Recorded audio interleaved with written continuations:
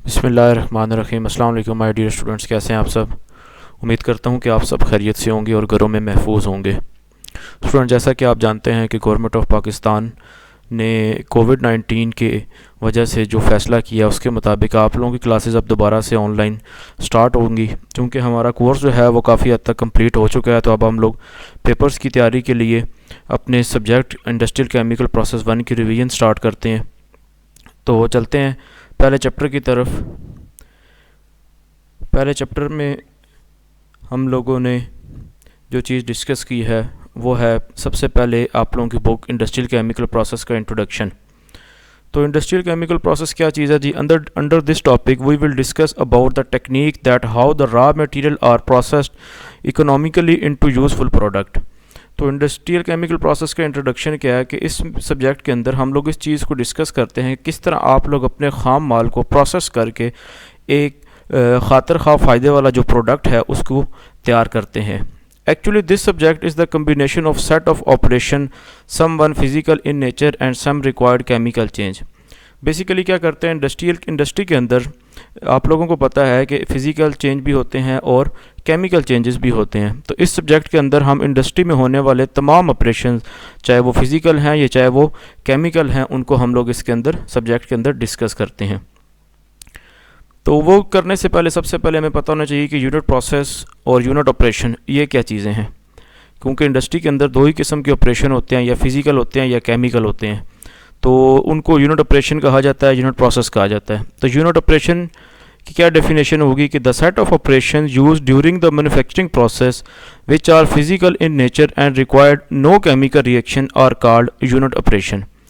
यानी कि ऐसा ऑपरेशन जिसके अंदर सिर्फ फिजिकल चेंज हो, किसी किस्म का कोई भी केमिकल रिएक्शन इन्वॉल्व ना हो, उसको हम लोग कहते हैं यूनिट ऑपरेशन। तो इसकी मुख्तलिफ एग्जांपल्स जो हैं वो दी हुई हैं। मटेरियल हैंडलिंग है, क्लीनिंग है, सेपरेटिंग है, साइज रिडक्शन है, फ्लूइड फ्लो है, मिक्सिंग है, हीट ट्रांसफ़र है, कंसंट्रेशन है, ड्राइंग है, फॉर्मिंग है, पैकिंग है और कंट्रोलिंग है। तो ये तो हो गया यूनिट ऑपरेशन। तो यूनिट प्रोसेस क्या चीज़ है। The set of operations used during the manufacturing process in which chemical change are involved is called unit process. यानी कि अब इंडस्ट्री के अंदर जहाँ कहीं भी केमिकल प्रोसेस हो रहा होगा, कोई भी केमिकल रिएक्शन हो रहा हो, तो उसको हम लोग क्या कहते हैं, ये यूनिट ऑपरेशन है। इसकी कौन कौन सी एग्जांपल हैं। ऑक्सीडेशन है, क्लोरीनेशन है, हाइड्रोजिनेशन है, रिडक्शन है, नाइट्रेशन है, और भी मुख्तलिफ हो सकती हैं, अमोनिएशन वगैरह। तो ये तमाम चीज़ें जिनके अंदर केमिकल चेंज हो रहा है वो आप लोगों की क्या चीज़ कहलाती है, यूनिट प्रोसेस।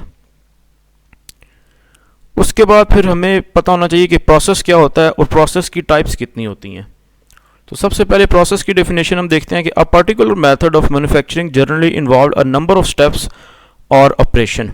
यानी कि प्रोसेस से मुराद एक ऐसा तरीका है जिसमें हम लोग किसी भी चीज़ की तैयारी के तमाम स्टेप्स या तमाम ऑपरेशंस को मद्देनज़र रखते हैं। वो चीज़ आपकी क्या कहलाती है, प्रोसेस कहलाता है। किसी भी चीज़ का कंप्लीट करना, काम करना, वो आप लोगों का प्रोसेस करवाता है। तो टाइप्स इसकी कितनी है। There are 2 types of process. Number 1 batch process और नंबर 2 कंटिन्यूस प्रोसेस। दो किस्म के प्रोसेस होते हैं, बैच प्रोसेस और कंटिन्यूस प्रोसेस। तो बैच प्रोसेस क्या होता है। It is manufacturing process used industrially where fix quantity of raw material is processed in one operation. It is an old method and used for small scale production. ये आप लोगों का batch process है।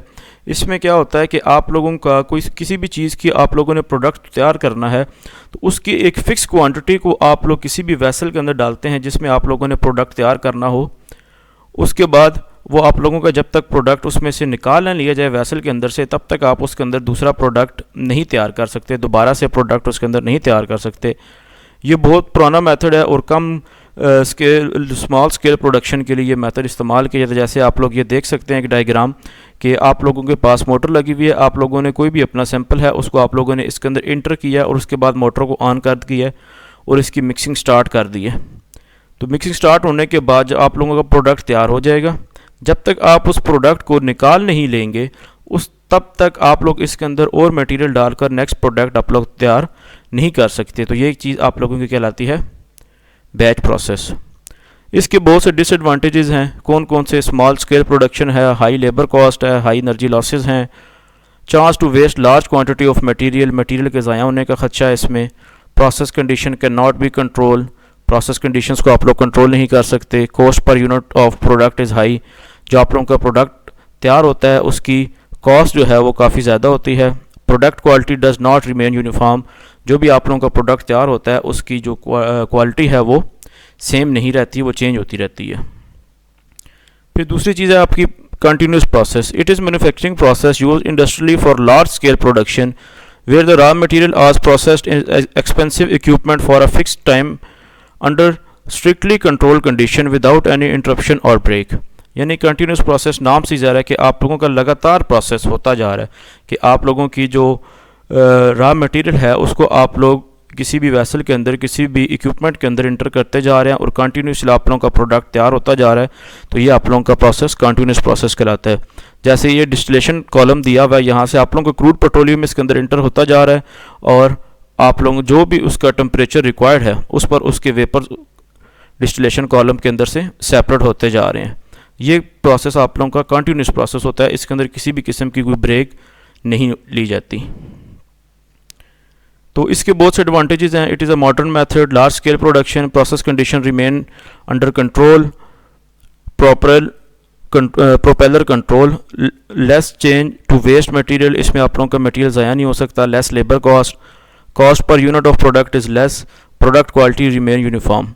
इसमें आप लोगों की रेट जो कॉस्ट निकलती है वो इंतहाई कम होती है और आप लोगों का जो भी प्रोडक्ट तैयार हो रहा है उसकी क्वालिटी सेम रहती है। उसके बाद इंडस्ट्री के अंदर जो सबसे ज़रूरी चीज़ है वो फ्लो चार्ट है कि आप लोगों ने इस तमाम प्रोसेस को, जो भी आप लोगों का यूनिट ऑपरेशन है या यूनिट प्रोसेस है या आप लोगों के प्रोडक्ट की तैयारी है, उसको आप लोगों ने रिप्रेजेंट किस तरह करना है। तो उसके लिए आप लोग इस्तेमाल करते हैं फ्लो चार्ट, या उसको फ्लो शीट भी कहा जाता है। It is representation of manufacturing process on paper showing all the coordinated sequence of unit, chemical conversion and unit operation involve in the process. यानी कि किसी भी इंडस्ट्री के अंदर जब भी आप कोई प्रोडक्ट तैयार कर रहे हैं तो उसके अंदर होने वाले तमाम यूनिट ऑपरेशन और यूनिट प्रोसेस को जब आप किसी पेज के ऊपर शो करते हैं तो उसको आप लोग फ्लो चार्ट कहते हैं। It is also indicate the point of interest for all the raw material, energy required, place of removal of product and by product. इसके अंदर आप लोग क्या करते हैं कि जहाँ से जिस पॉइंट से आप लोग अपना रॉ मटेरियल इंटर कर रहे हैं वो भी शो होता है, आप लोगों के रॉ मटेरियल भी शो होते हैं, एनर्जी रिक्वायर्ड जो आप लोगों की होती है उसको भी आप लोग शो करते हैं, और जहाँ से आप लोगों का प्रोडक्ट और बाय प्रोडक्ट निकल आता है उसको भी आप लोग शो करते हैं। तो कितनी किस्म की टाइप्स होती हैं? इसकी दो किस्म की टाइप्स होती हैं। Number 1 block flow diagram, number 2 symbolic flow diagram. नाम से ज़ाहिर है block flow diagram, it is a types of flow chart which simple blocks are used to explain the manufacturing process. It does not showing equipment, utility line, drain lines and different fittings used in process. Block flow diagram नाम से ज़ाहिर है कि आप लोगों ने industry के अंदर होने वाले तमाम प्रोसेस को मुख्तलिफ ब्लॉक्स की सूरत में, तमाम प्रोसेस को सीक्वेंस के हिसाब से आप लोग ब्लॉक्स की सूरत में उसको शो करेंगे। उसमें आप लोग क्या करेंगे, आप लोगों का जो रॉ मटेरियल है उसकी भी इंटरेस्ट आप लोग जो है वो शो करते हैं। तमाम प्रोसेस को सीक्वेंस के हिसाब से स्टेप बाय स्टेप आप लोग ब्लॉक्स बनाकर उसको ज़ाहिर करते हैं, तो ये आप लोगों का ब्लॉक फ्लो डायग्राम कहलाता है। उसके बाद दूसरी चीज़ है जी सिंबॉलिक फ्लो डायग्राम। तो सिंबॉलिक फ्लो डायग्राम नाम से ज़ाहिर है symbols. It is a types of flow chart sheet which process is explain by showing equipment, utility line, drain lines and different fittings according to the standard symbols. They are used usually prepared during plant design. It is easy to understand. या इसमें आप लोग क्या करते हैं कि जो भी आप लोगों का अपरेटस यूज़ हो रहा है उसके आप लोग सिंबल्स बना लेते हैं। जैसे आप लोगों का डिस्टिलेशन कॉलम हो जाता है, पाइप्स हैं, वाल्व्स हैं, पाइप फिटिंग्स हैं, हीट एक्सचेंजर्स लगे हुए हैं, तो उन तमाम इक्विपमेंट्स की आप लोग पिक्चर्स बनाकर उस प्रोसेस को शो करते हैं। ये तब तैयार कीजिए जब आप लोग कोई भी इंडस्ट्री का डिज़ाइन करते हैं, तो तब आप लोग इस सिंबॉलिक फ्लो डायग्राम को मद्देनज़र रखते हैं। इससे आप लोगों को प्लांट को डिज़ाइन करना और प्लांट को समझना आसान हो जाता है। तो स्टूडेंट ये था आपका आप लोगों का पहला लेक्चर आज का रिवीजन के लिए। तो आप लोगों ने इसको अच्छी तरह से समझ लेना है। अगर आप लोगों को किसी बात की समझ ना आई हो तो आप लोग मुझसे मैसेज करके पूछ सकते हैं। अपने टीचर मोहम्मद अवैस को दीजिए इजाज़त। अल्लाह हाफिज़।